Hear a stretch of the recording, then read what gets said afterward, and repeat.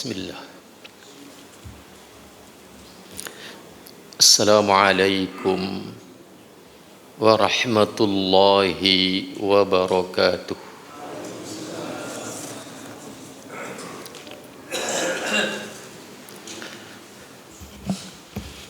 Innal hamdalillah nahmaduhu wa nasta'inuhu wa nastaghfiruh.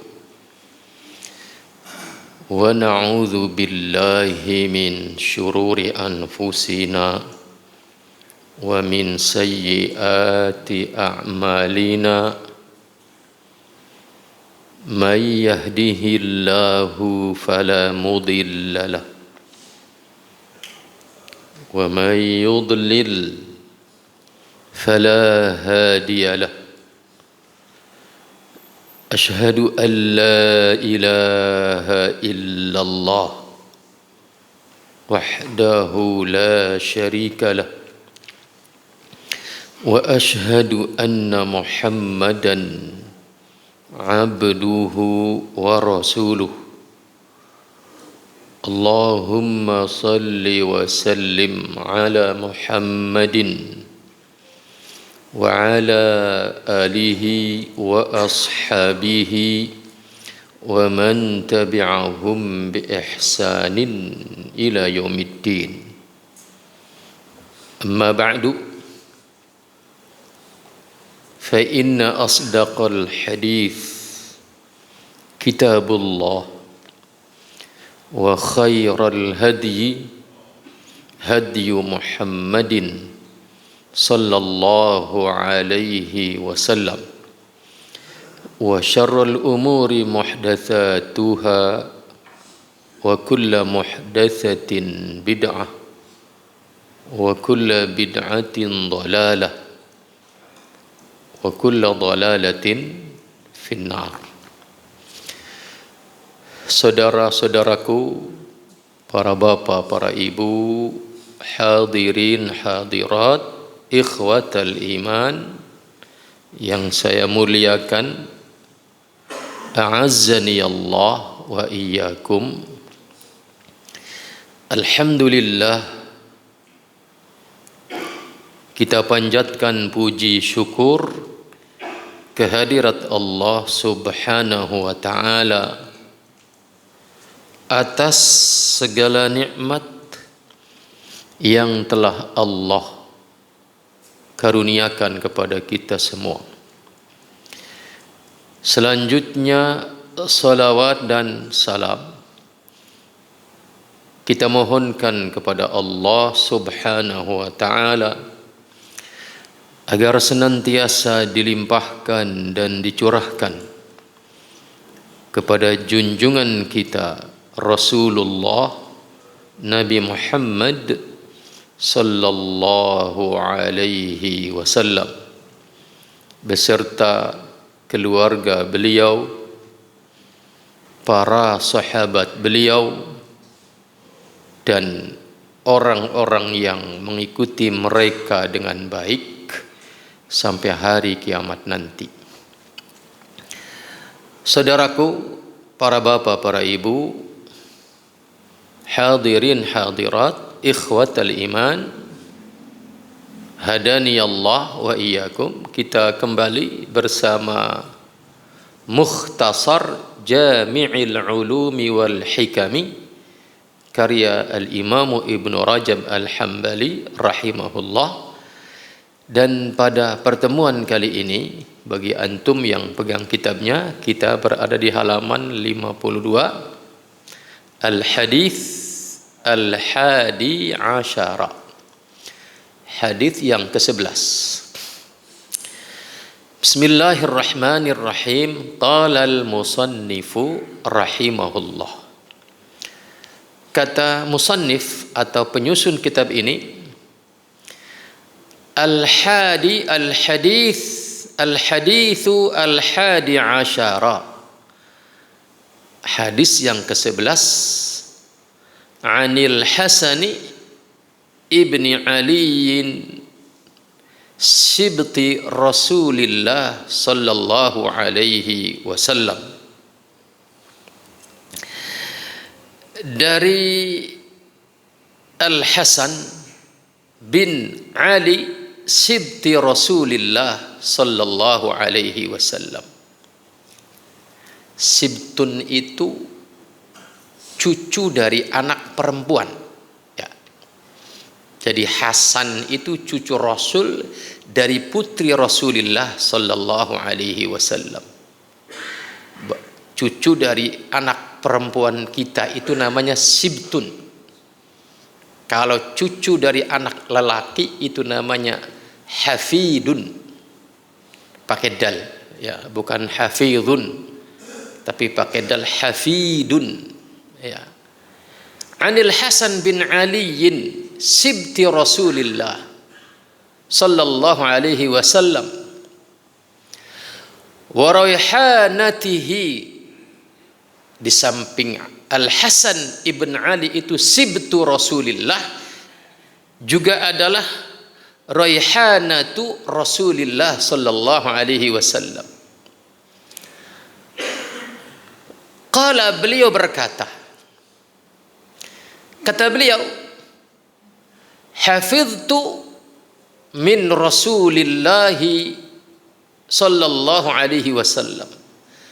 Aku telah menghafal dari Rasulullah sallallahu alaihi wasallam, da' ma yaribuka ila ma la yaribuka. Da', tinggalkan olehmu, ma, apa-apa, segala sesuatu, yaribuka, yang meragukanmu, ila ma la yaribuka, kepada apa-apa yang tidak meragukanmu. Hadis ini rawahu An-Nasa'i wa Tirmidzi, diriwayatkan oleh Al-Imam An-Nasa'i dan Al-Imam At-Tirmidzi rahimahumallah, dan beliau Al-Imam At-Tirmidzi mengatakan hasanun sahihun. Hadis ini hasan sahih. Saudaraku ikhwatal iman, hadani Allah wa iyyakum. Lihat syarahnya, syarhul hadis. Sebelum saya bacakan syarah hadis, bahwa sesungguhnya hadis ini ada kelanjutannya, yaitu kelanjutannya adalah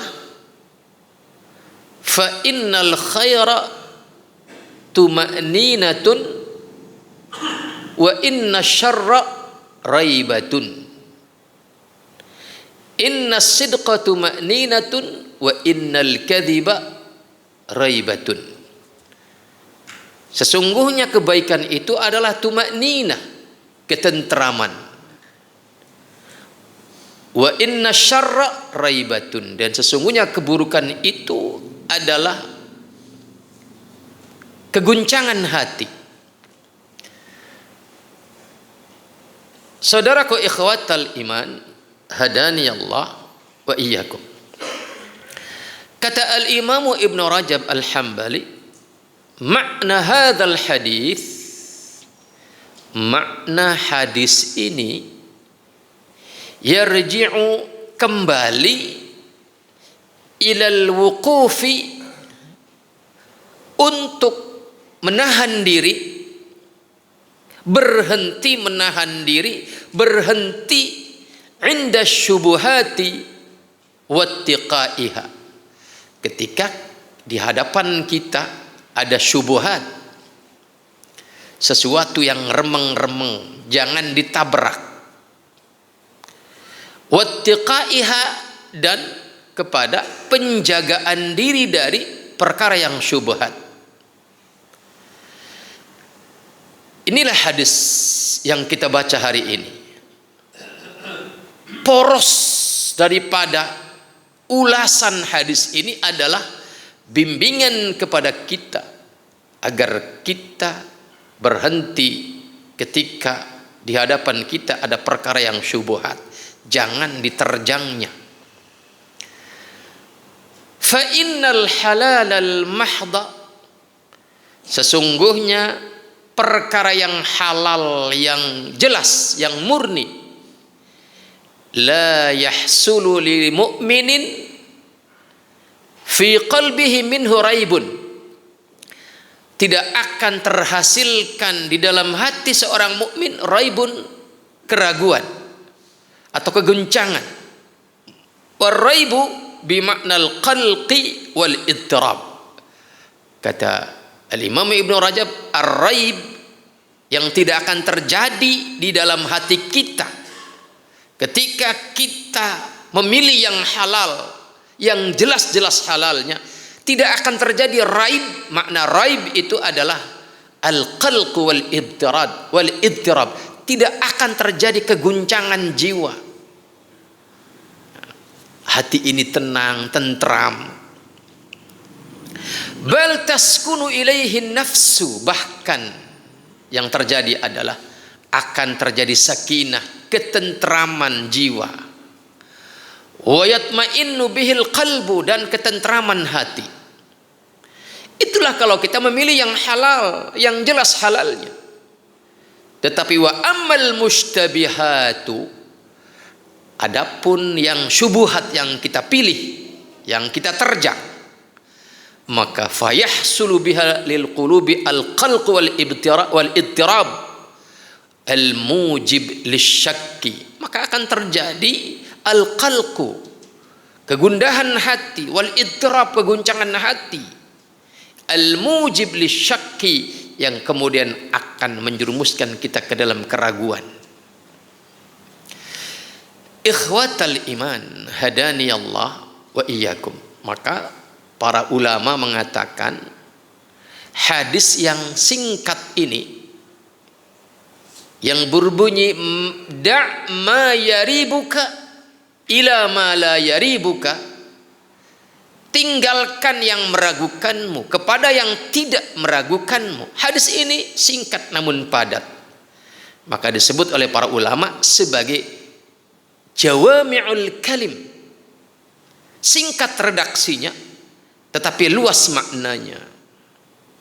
Dan kata para ulama, hadis ini, hadzal hadis aslun fi babil wara'i, merupakan pondasi bagi orang yang ingin menerapkan pola beragama atas dasar wara'.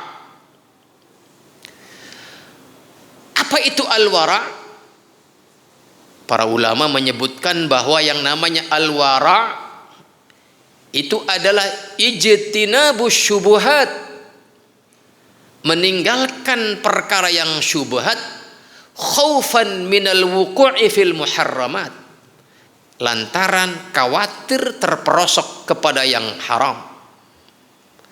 Maka barang siapa yang berperilaku beragamanya meninggalkan perkara yang syubhat karena takut terperosok kepada yang haram, berarti dia adalah orang yang wara'i atau wira'i. Dan Al-Imam Al-Qarrafi di dalam kitabnya Al-Furuq, beliau mendefinisikan al-wara' adalah tarku ma la ba'sa bihi hadaran mimma bihil ba'su. Bahwa yang namanya al-wara' adalah meninggalkan sesuatu yang tidak apa-apa sebagai kewaspadaan, jangan-jangan terperosok kepada yang apa-apa. Meninggalkan sesuatu yang tidak mengapa, ditinggalkan sesuatu yang tidak mengapa itu sebagai kewaspadaan, khawatir kalau terperosok kepada sesuatu yang bermasalah. Itulah kata Al-Imam Al-Qarrafi makna daripada al-wara'. Dan Al-Imam Ibnul Qayyim Al-Jauziyah rahimahullah mengatakan bahwasannya al-wara' itu adalah awwaluz zuhdi, anak tangga pertama menuju perilaku zuhud. Makanya sebagaimana dikatakan oleh para ulama, di antaranya Syekh Ibnu Utsaimin rahimahullah, bahwa hadis ini yang da' ma yaribuka ila ma la yaribuka, ini adalah bimbingan kepada kita agar kita tegak memilih kepada yang jelas dan yakin, dan meninggalkan apa-apa yang ragu, baik dalam perkara ibadat maupun perkara muamalat maupun perkara pernikahan maupun dalam perkara apapun, abwabul ilmi, perkara-perkara bab ilmu. Tegaklah di atas apa yang yakin, bukan memilih kepada yang al-mashkuk fih, yang diragukan. Maka barang siapa yang meninggalkan apa-apa yang secara asal tidak mengapa, tetapi khawatir terperosok kepada yang mengapa, ada apa-apa nanti di hadapan Allah,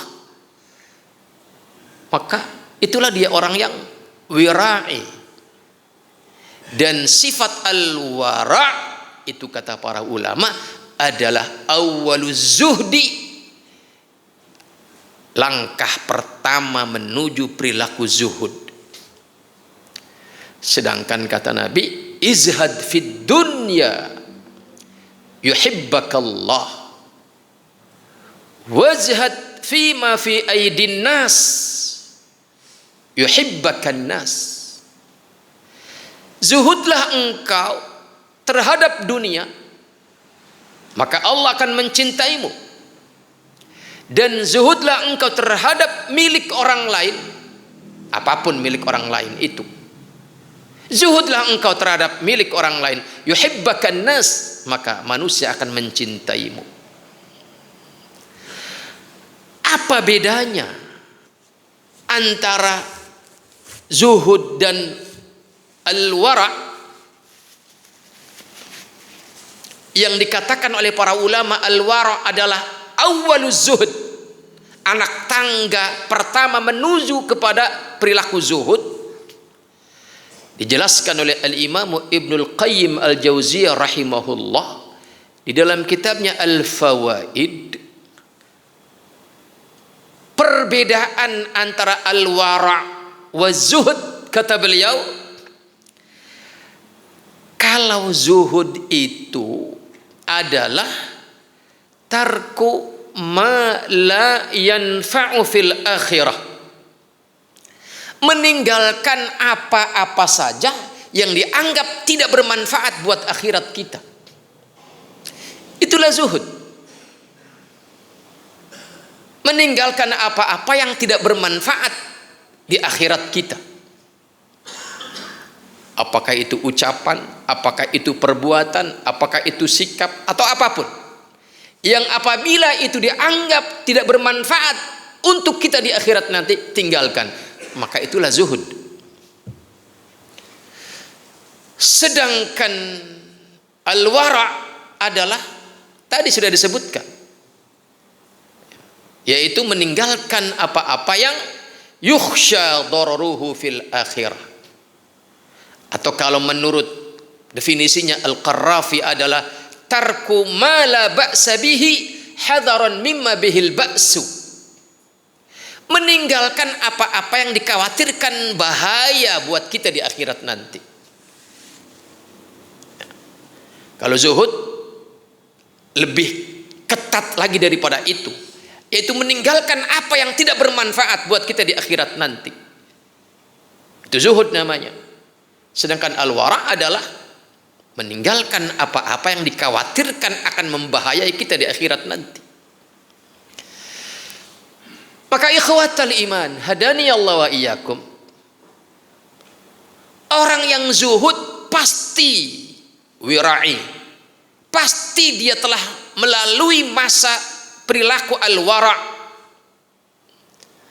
meninggalkan apa-apa yang dikhawatirkan membahayakan di akhirat nanti. Tetapi orang yang wira'i belum tentu sampai kepada tingkat az-zuhud. Ikhwatal iman, Maka hadis ini adalah aslun fi babil wara'i, merupakan pijakan dasar yang fundamental bagi orang yang ingin menegakkan perilaku hidup wara'. Dan di sini Al-Imam Ibn Rajab Al-Hambali mengangkat beberapa peristiwa dari kalangan para salaf tentang bagaimana waraknya mereka. Kata beliau, min wara'is salafi, di antara waraknya para salaf dikisahkan, qala Al-Imam Ibnul Mubarak, Al-Imam Ibnu Al-Mubarak ini seorang generasi tabi'in yang lahir di tahun 118 Hijriyah. Beliau ini luar biasa zuhudnya. Disebutkan di dalam kitab Al-Bidayah wan Nihayah karya Al-Imam Ibnu Katsir bahwa Ibnul Mubarak ini adalah orang yang terkenal dengan zuhud dan waraknya. Dan beliau itu orang yang terkenal dermawan, berinfak di jalan Allah. Bahkan beliau itu dikenal sebagai sosok. 1 tahun beliau berangkat haji. Tahun berikutnya yaghzu fi sabilillah. Itulah beliau. Wa kana yahujju 'aman wa yaghzu fi sabilillah 'aman, kata Al-Imam Ibnu Katsir. Sosok Al-Imam Ibnul Mubarak ini 1 tahun beliau khususkan untuk berangkat ibadah haji, 1 tahun kemudian beliau khususkan untuk perang fi sabilillah. Terus begitu.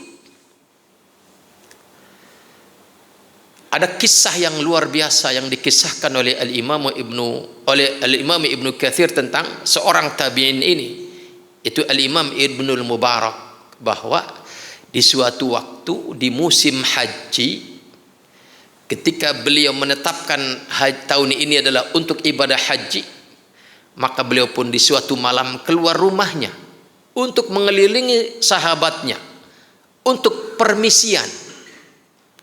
Nah, ini perilaku salaf adalah begitu.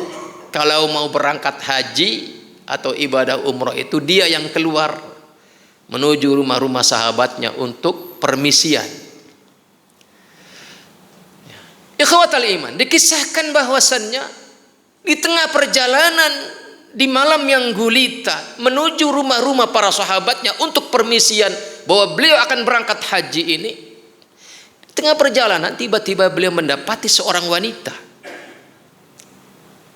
yang menutup mukanya dengan lengan bajunya, dan kemudian dia mengais-ngais di sebuah tempat yang ternyata kemudian dia mengambil bangkai ayam.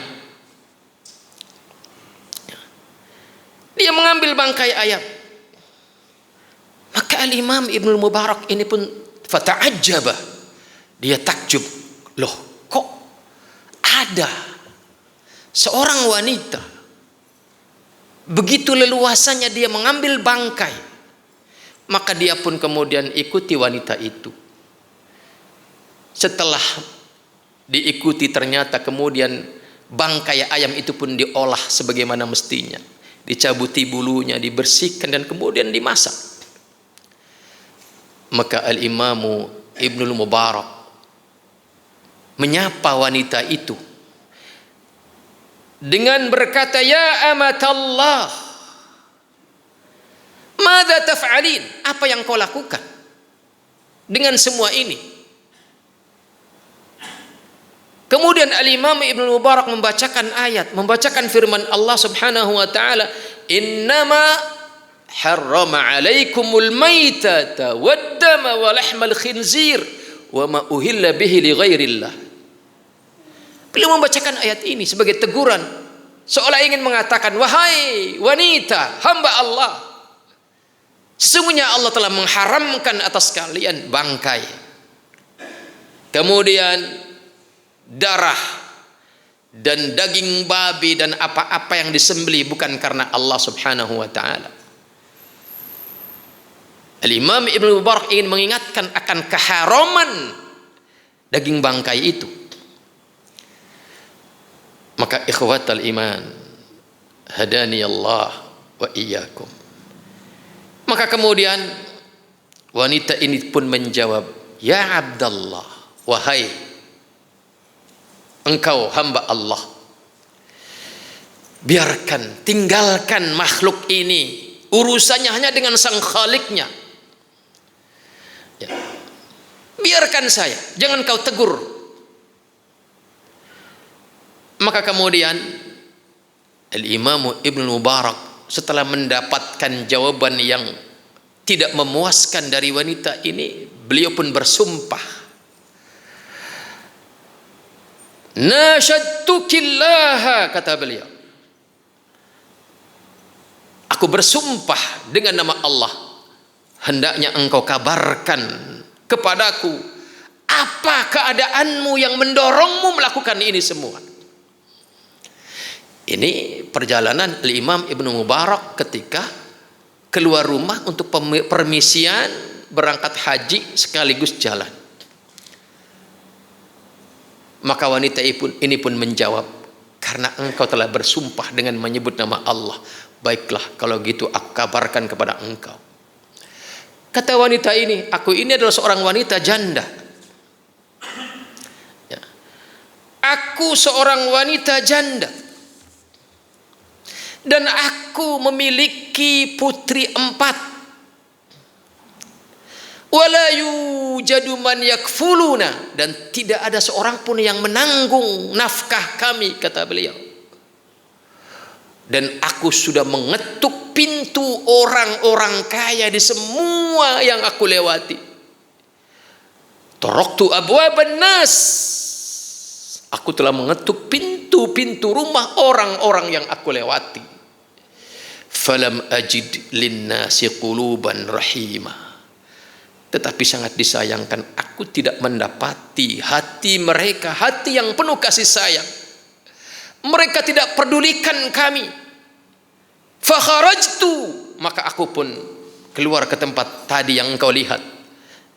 Altamisu asya'an li banati, aku mencari makan malam untuk putri-putriku yang telah lambungnya, yang telah perutnya dibakar oleh rasa lapar yang menggelegak. Maka Allah kasih rezeki kepada saya berupa bangkai ayam ini. Maka apakah kau masih mau mendebatku, wahai hamba Allah, dalam perkara ini? Allah telah halalkan untuk kami bangkai ini, haram untuk engkau, tapi untuk kami ini adalah halal, kata beliau. Afa mujadiluna anta fiha, apakah engkau masih mau mendebat saya? Maka fabaka Ibnul Mubarak, Ibnul Mubarak pun menangis sejadi-jadinya. Kemudian seluruh uang bekal yang akan beliau jadikan bekal untuk ibadah haji itu beliau berikan. Qala laha, beliau berkata kepada wanita ini, khudhi hadhil amanah, ambillah amanah ini, ambillah uang ini. Dan Al-Imam Ibnu Mubarak pun menyerahkan semuanya. Wa a'taha al-mal kullah alladhi kana yanwi bihi al-hajj. Beliau serahkan semua biaya haji tadi untuk orang wanita ini. Dan kemudian beliau pun balik ke rumahnya. Bayangkan kondisi psikologis kalau bukan orang yang kuat iman, sudah permisi ke semua sahabat mau haji, ya, tiba-tiba batal haji itu tanpa sebab yang tidak ingin beliau ceritakan. Ya. Uang itu beliau serahkan seluruhnya kepada si wanita janda yang miskin, yang anaknya kelaparan. Dia pun pulang ke rumahnya, wa'ada ila baitih walazamahu tiwala fatratil hajj, dan beliau menetap di dalam rumah sepanjang musim haji itu tidak keluar. Ikhwatal iman, hadani Allah wa iyyakum. Kisah ini panjang. Kisah ini sangat panjang sampai kepada kemudian bahwasannya di penghujung atau ending daripada kisah ini beliau didatangi oleh Rasul dalam mimpinya. Beliau didatangi oleh Rasul dalam mimpi beliau dan beliau mengucapkan kalimat-kalimat syukur kepada Ibnul Mubarak. Yang ingin saya ungkap di majelis ini adalah bahwasanya itulah para salaf. Mereka zuhud, mereka wara', mereka dermawan. Bahkan dia tidak pedulikan apa kata orang gagal haji. Bisa-bisa dituduh kamu itu cuman pura-pura berangkat haji doang. Dia tidak pedulikan kredibilitas dirinya di hadapan manusia. Nah, di sini Al-Imam Ibnu Mubarak yang sedemikian heroismenya dalam menjalani kehidupan zuhud dan wara', beliau mengisahkan seorang tabi'in yang lain dari kalangan seniornya. Al-Imam Ibn Mubarak lahir di tahun 118 Hijriah. Ada seniornya yang lahir di tahun 60 Hijriah. Ya. Kata Al-Imam Ibn Mubarak, kataba ghulamun li Hassan ibn Abi Sinan ilaihi minal ahwaz. Kata Al-Imam Ibn Mubarak menceritakan sahabat atau seniornya Hassan bin Abi Sinan. Hassan bin Abi Sinan ini seorang tabi'in juga, dan beliau lahir di tahun 60 Hijriah. Sedangkan Ibnu Mubarak lahir tahun 118. Beliau mengisahkan Hassan bin Abi Sinan yang memiliki seorang ghulam, seorang budak yang dipekerjakan bisnis di sebuah kota yang bernama Ahwaz. Ahwaz ini sebuah kota di Irak. Nah, ghulamnya Hasan ini menulis, mengirim pesan kepada majikannya yaitu Hassan bin Sinan. Dalam tulisannya itu ghulam itu mengatakan, inna qasaba sukkari asabathu afatun, bahwa ladang tebu untuk musim kali ini akan mengalami paceklik gula karena ladang tebu mengalami serangan hama. Asabathu afah, terkena musibah, terkena hama. Maka sang gulam ini yang sudah berpengalaman berbisnis menyarankan kepada tuannya, fashtar as-sukkar fima qibalaka, maka mumpung belum mengalami krisis gula, kata sang gulam memberi saran kepada majikannya, belilah gula sekarang ini. Fashtarahu min rajulin, maka sang majikan yang bernama Hassan ibn Abi Sinan pun menuruti saran karyawannya dengan membeli gula dari seseorang. Falam ya'ti alaihi illa qalilun, ternyata dia hanya mendapatkan sedikit karena ini sudah di penghujung, ya, sudah di penghujung masa akan terjadi lonjakan harga gula, krisis gula. Maka beliau pun membeli gula di musim yang belum paceklik dengan harga standar di kala itu, tapi dapat sedikit. Fa idza fi mashtarahu rabiha 30,000 dirham. Ternyata gula yang sedikit yang dia beli dengan harga di kala itu, besoknya terjadi lonjakan harga yang luar biasa.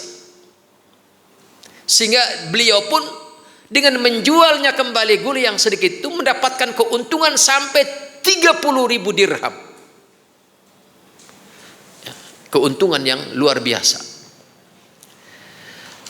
Qala Kemudian Al-Imam Ibnu Mubarak kembali melanjutkan kisahnya. Fa'ata sahibas sukkar. Maka Hasan bin Abi Sinan ini pun kaget. Dan beliau pun datang kepada penjual gula yang kemarin itu. Dengan harga normal, setelah dijual besoknya